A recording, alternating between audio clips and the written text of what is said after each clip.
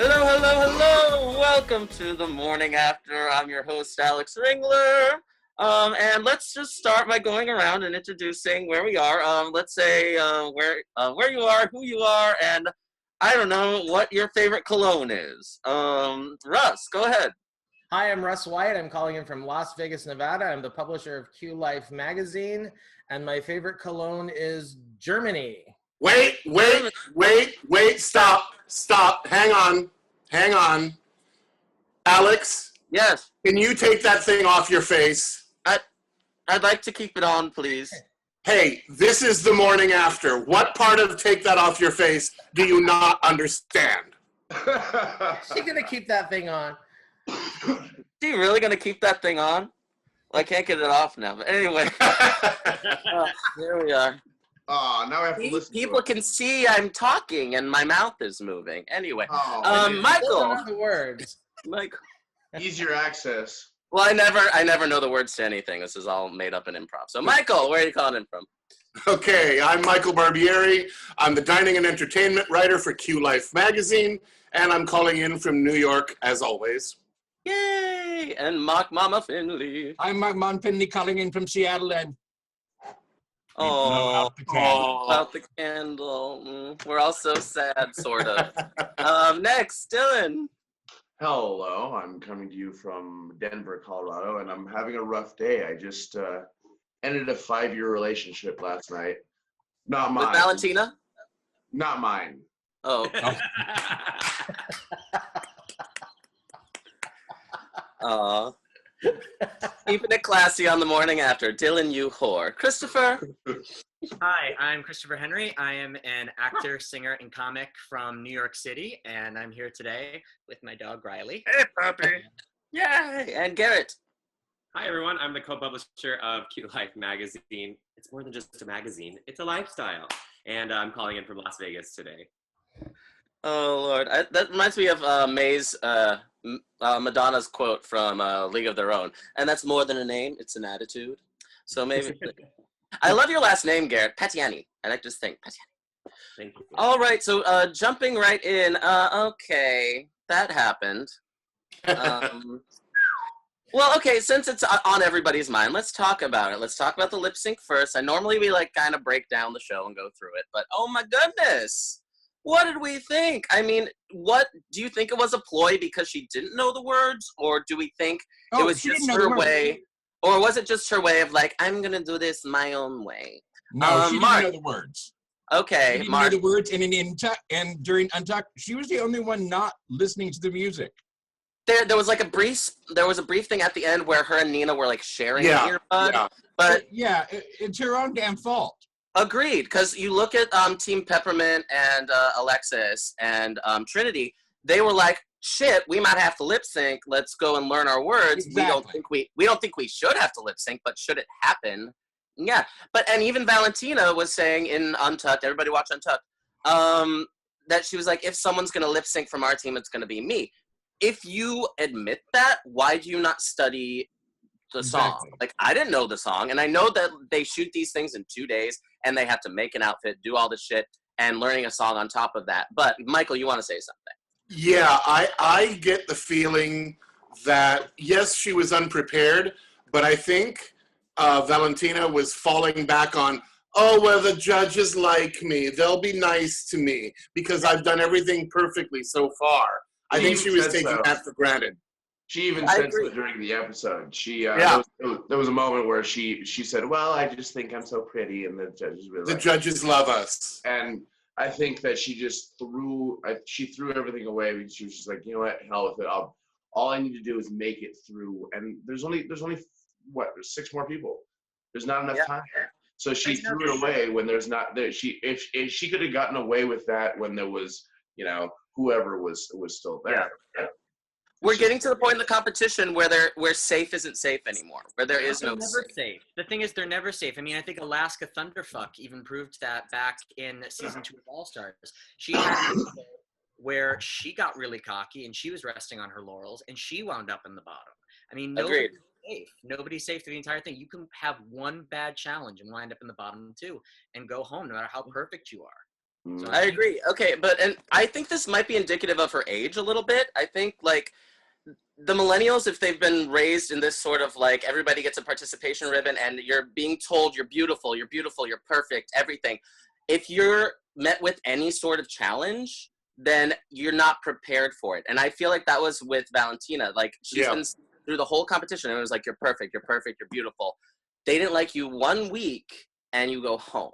Like I feel like that's kind of indicative of maybe her age and her lack of experience. We finally saw the lack of experience because for the whole season, she's been delivering, I think. So, Garrett, what do you think?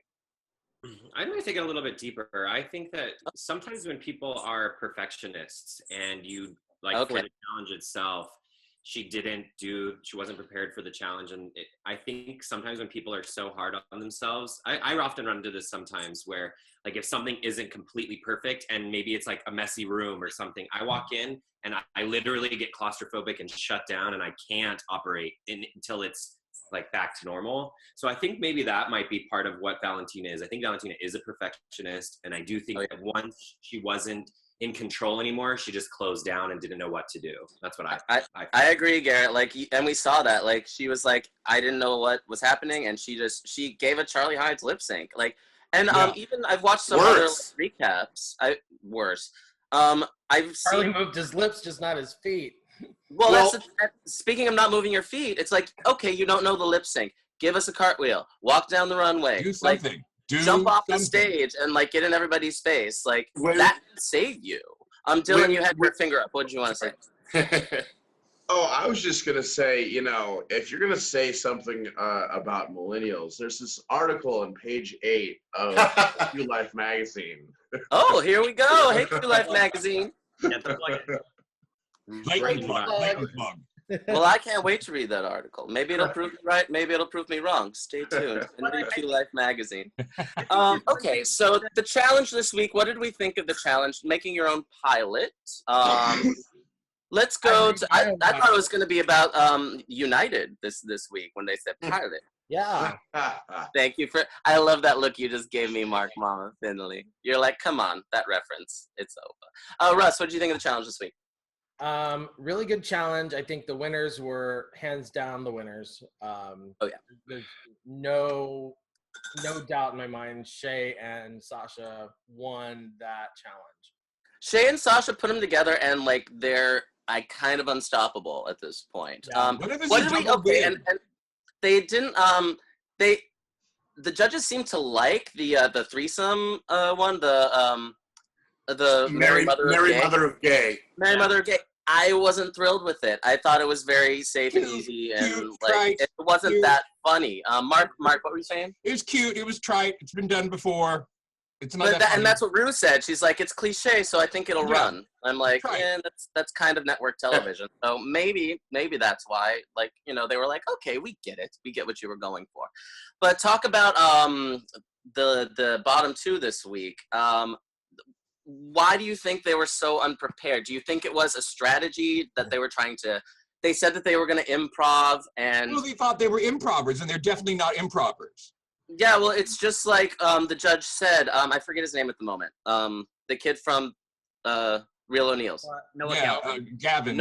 Noah. Yeah, he said, he was like, there can be unscripted comedies, there can be improv comedies, but they always have a structure, and they're like, you have to hit this point. This point. It's like Reno 911. They're always like, you have to get from here to here. Yeah, they have a roadmap. I did an improv show for a while, but we had to get from point A to point B to point C. Exactly. There are all those maps out. You want to in between there, but you have to hit those 3 marks. Yeah, so it was like it's a good idea to maybe go in and try to do that, but if you don't have the structure, it's just not going to work. And we clearly saw that. Yeah, sure. But Alex, even this show is completely improv, but we have a structure. Yeah, exactly. We have that structure. And that's another thing. Like they don't get to edit their show either. Like they didn't get to edit their pilot. So it's like you can do like a reality improv thing, but then a lot of the magic happens in the editing. They're like, okay, well this story's kind of arcing. Let's focus in on that. Right. So they didn't have that, and that's why they ended up in the bottom 2. What did we think? That was unfair. What's that, Dylan? I thought it was an unfair way to to do the show because so much of it is editing. So an editor could take your film and butcher it any way they wanted it to, and if the editor that's the thing I don't like about it. Whenever they do one of these things, is because it's all editing. Yeah. When you see them rehearsing, that's what they're filming. And what if an editor has a favorite, or an editor makes sense? Yeah, or what if an editor is invested in the show and has a favorite or something like that? Then that gives a lot of power to them. But Christopher, I get the sense of this. But I don't think it's all just the editing. I think what it comes down to here is you have two people. You have one person, Nina, who has so much creative energy, but really kind of doesn't know how to wrangle it in and doesn't know how to make a cohesive package. Like, she struggled with that in the 90210 thing. And then you have someone like Valentina, who actually normally is kind of a perfectionist and is pretty good at doing that. But I think she on her laurels. I think she got really cocky. And so I think for this week, they were just a really bad creative combination. They just, they weren't. They gave up. They gave up. They gave up. I was gonna say that I think that it to me it seemed like Valentina especially gave up, and Nina didn't throw Valentina under the bus, but I feel like I felt like I was waiting for a well, she didn't show up. She didn't practice her lip sync. She didn't want to write anything for the show. It seemed like Valentina just didn't want to do anything. No, but Alexis was the first one to throw everybody under the bus. So. Alexis was, and let's speak on that. So for no reason. For no reason, she brings up this thing. Well, I think I wrote more. Do you think it's because the judges were giving her kind of harsh critiques and being like, you fell into the background, blah, blah, blah, blah? As soon as she gets critiqued, she starts going, well, it wasn't my fault. It wasn't my fault. Yeah. I'm sorry, it wasn't my fault. I know, I'm getting tired of it with Alexis. It's the Robbie Turner disease. She's the Hillary Clinton of the season. Oh, Lord, we're getting political up on here. It's the Robbie Turner disease. It's like, I've got an excuse for everything. Well, also, and I don't like it because she's becoming a villain. She's becoming this one who's like, it's not me. Herself a villain. She's making exactly. herself. No, I'm not saying. I'm just like kind of sad for her. I mean, I was never her biggest fan, but I never thought she would kind of get to this place where she's getting so defensive about her performances. And the other thing is, though, it does get her more attention. Yeah. Doing being the villain like that gets her more attention, and it gets her more camera time. It does. And you know what? This season doesn't seem to have a real villain. It doesn't. So everyone's very supportive. So yeah. So having one person go rogue, it makes the show more interesting because almost every season has some sort of in-your-face bitch. But the thing is, or do we have like a bunch of I don't want to say villains, but everyone seems to be on the team of Nina is like withdrawing. And everyone's taking issue with that. Well, yeah, so. I mean, I think everybody's tired of building Nina up only to get slapped in the face by Nina. And I think that's, yeah, and exactly, it becomes frustrating after a while. Like, we've all had, like, a friend where it's like they're beautiful or, they're talented, and they just don't want to believe it. And so it's like, I'm trying to get you out of your head. I thought it was great. I didn't know you had friends, Alex. And say, I have, like, one or two friends. One of them is my cat, though, so... I think it was wonderful for Peppermint to go over to Nina and go, what's going on? And Nina's going, they're talking about me. And she's like, they're not talking about you. Yeah. Trying to say to her face, they're not talking about you. Calm down. Exactly. And she didn't hear it. I wanted Debbie Downer sound effects. Wah, wah. Speaking of downers, Michael, do you have a little drink for us this week? I do. This time it's a shot. Ooh. And it's because of the Club Kids theme. It's based on Lee Bowery. In '94, Lee Bowery performed at Wigstock and literally gave birth on stage. So I've seen that. Yeah. Yes. So this is called the Bloody Baby, and it's strawberry. It's Fragoli strawberry liqueur and Bailey's. Cheers. It looks like a science experiment. Oh, it's yummy. They're actually pretty good. They're actually pretty good, I will say. All right. Welcome back, Garrett. How are you? Oh, I meant the real ones, not the drink. Wait, Dylan, what were you saying? Nasty. Nasty. Okay, so that being said, given the club kid look, who do you think slayed the runway this week? I really liked Peppermint and Sasha. I think were my top two. Russ? Peppermint. Peppermint should have won that. Yeah.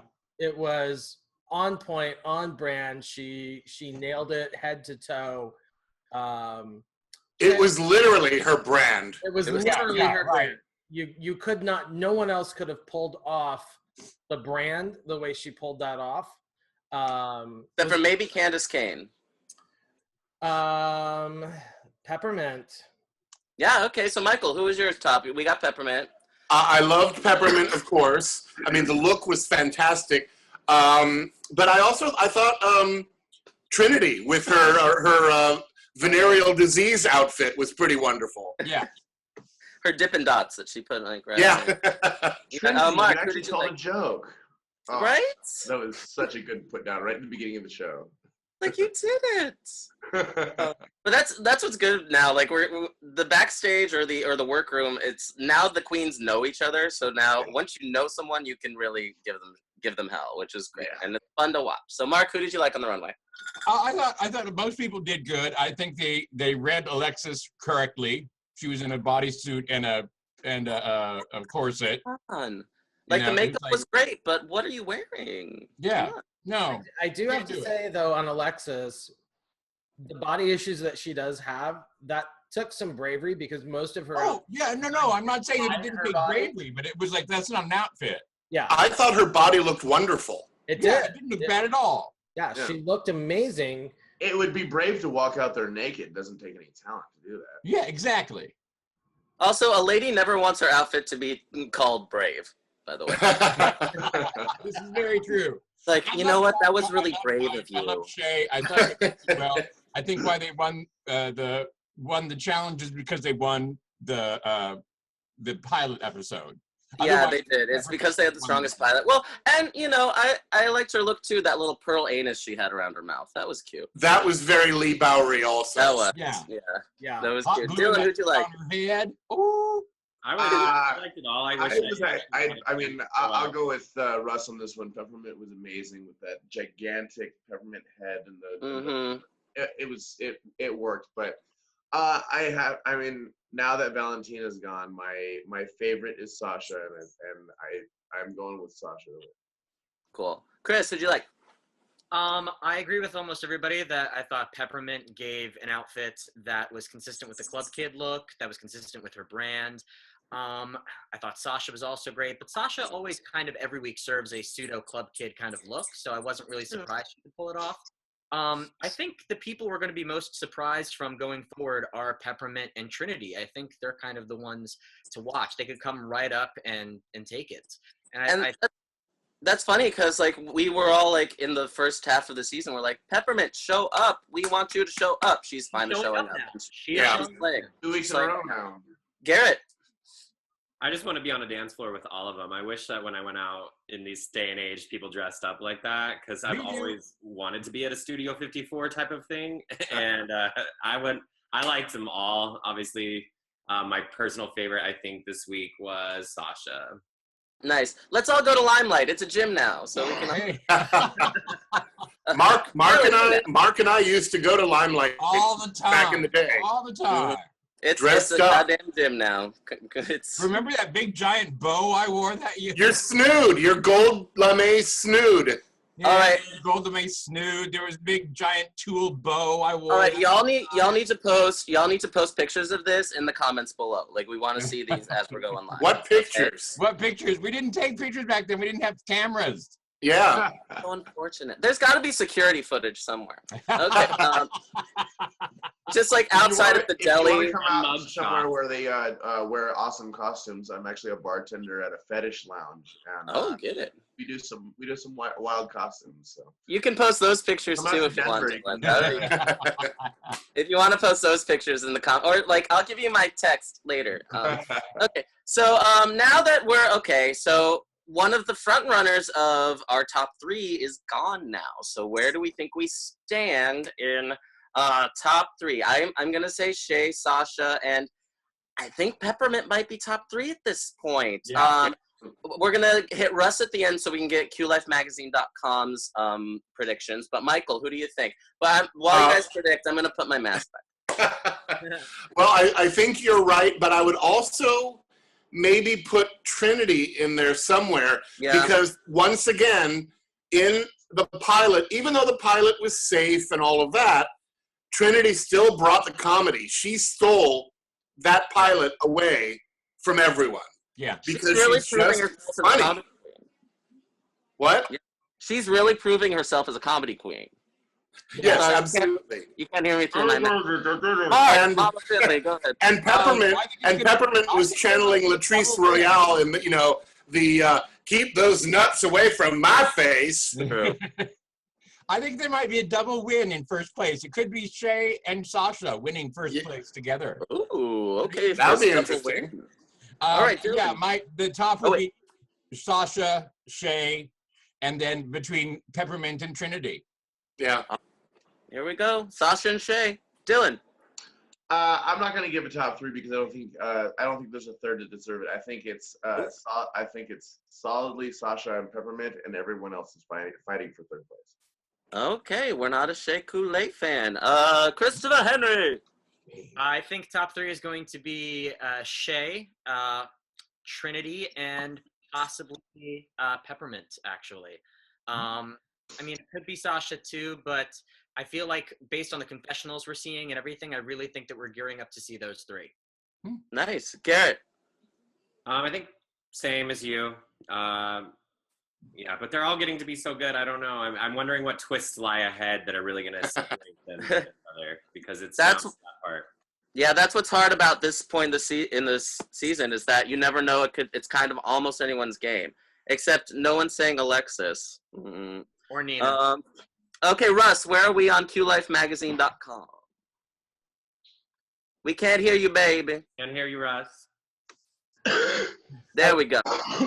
I was sneezing earlier. Before we go on to Q Life Magazine, I want to talk a little bit about what happened on Reddit this week. Did you guys hear what happened on Reddit? No. Was it the Farrah thing?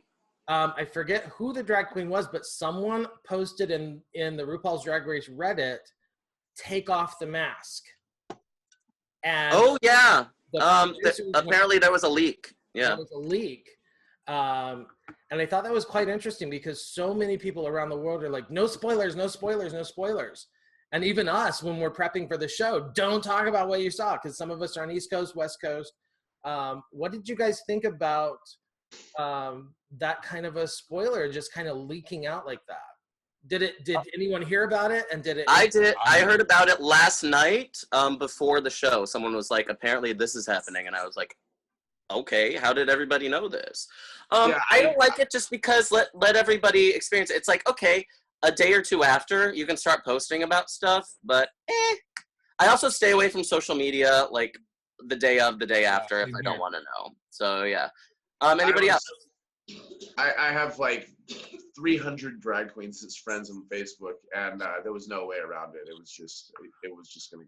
I knew probably about 5 minutes afterwards. Yeah. So I knew the same. I knew the same day. I can't not be on Facebook. My job kind of depends on it, that kind of thing. So any spoilers like that, I'm always going to get nailed with. Yeah, I think it's a give and take of like, hey, don't post things too close to the airtime, and also if you don't want to know things, like people are going to post, so maybe they're drag queens. Who are they going to listen to? Reddit is kind of infamous for that. They spoiled Raja winning season 3 back in the day. They spoiled Raja winning the competition back in season. Didn't she spoil it? Wasn't she the one who was like, I won? I don't think so. I think it was Reddit that did that. Was it Reddit? Okay. Yeah, don't go on Reddit then if you don't want to know, I guess. All right, so back to QLifeMagazine.com/9. It's really echoing without, if we take out who's been eliminated, Sasha is still number 1, Shea Coulee in number 2, Trinity, Aja's number 3, but if we take out Aja, then we've got Trinity as number 3. All right, that's kind of in line with what we're saying, so that's good. And my prediction is that Shay's gonna fall off. Really? I think that Shay's gonna trip, and I think Shay's gonna stumble. Well, the thing is, we haven't seen her stumble, and the same was true of Bianca. Bianca never lip synced, and she ended up taking it. So we don't know. Still anybody's game. We have our favorites and our not so favorites. So the bottom two are Nina Bonita Brown and Alexis Michelle, which is kind of in line too. Kind of, yeah. They might not be around much longer, but they've made it really far. Like I'm really excited for the reunion episode or the finale where we get to talk to everyone again. Yeah. I'm really excited for that. Also, okay, do you think there might be an issue like where they bring a queen back mid-season, like a Valentina? They kind of already did that first episode. It's too late. Mark? It's too late? Too late. All right. Yeah. All right, then I guess it's just goodbye to Valentina. So I'm going to put my mask on. No, wait, hang on. Yes. Wait, who? The candle. We'll all blow out our candles for her tonight. To stand up. Hours putting on our makeup. Candle. Oh, Lord. Well, thank you guys for joining me today, this afternoon. Thank you, RuPaul's Drag Race, and thank you, The Morning After. Thanks to our panelists this week. You're all fabulous. Tell your friends, tell your enemies. We love you. We'll see you next week. I'm going to post a link below to my Broadway Cares fundraising page. Love you guys. Thank you for joining me. I'll see you next week. Bye. Bye. Bye.